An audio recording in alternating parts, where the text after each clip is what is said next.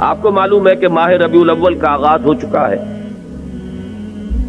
دوسری تاریخ ختم ہوئی اور آج ہم تیسری شب میں اس وقت یہاں بیٹھے ہیں۔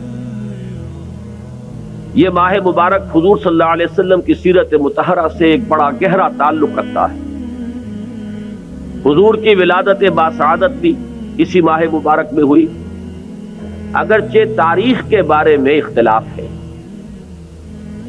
حضور کا انتقال بھی اس ماہ مبارک میں ہوا، اور وہ متفق علیہ تاریخ ہے 12 ربیع الاول اصل میں حضور کا یوم وفات ہے، اور اکثر محققین کی رائے یہ ہے کہ آپ کا یوم ولادت جو ہے وہ 9 ربیع الاول ہے۔ یہی وجہ ہے کہ مجھے یاد ہے کہ ہمارے بچپن میں اس دن کو جو لوگ کچھ تھوڑا بہت مناتے بھی تھے تو 12 وفات کے نام سے در حقیقت یہ نام یاد کیا جاتا تھا۔ حضور صلی اللہ علیہ وسلم کی وفات کا دن ہے، کچھ کھانا پکا کر کچھ غریبوں کو مساکین کو کھلانا، یہ در حقیقت چیز تھی کہ جو اب ہوتے ہوتے اس نے بہت ہی ایک دوسری صورت اختیار کر لی ہے۔ اب یہ ایک جشن بن گیا ہے اور ایک عید کا سا سما، بلکہ واقعہ یہ ہے کہ جو اصل 2 عیدیں ہیں وہ کہیں پیچھے چلی گئی ہیں، اور یہ جو 2 عیدیں ہم نے ایجاد کی ہیں، ایک عید میلاد النبی اور ایک عید استقلال، اگر ہم جائزہ لیں تو شاید یہ 2 جو ہے یہ زیادہ فور گراؤنڈ میں آ چکی ہیں۔ لیکن یہ کہ جہاں تک آپ کی ولادت اور آپ کے وفات کا اس ماہ مبارک میں ہونا ہے وہ ثابت ہے۔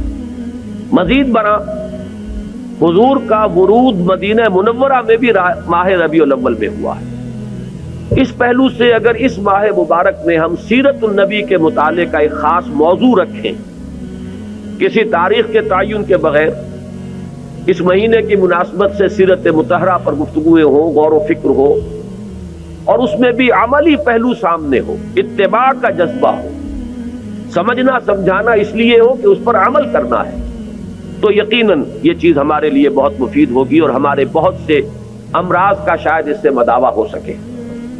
یاخذون بسنتہ ویقتدون بامرہ ثم انہا تخلف من بعدہم خلوف۔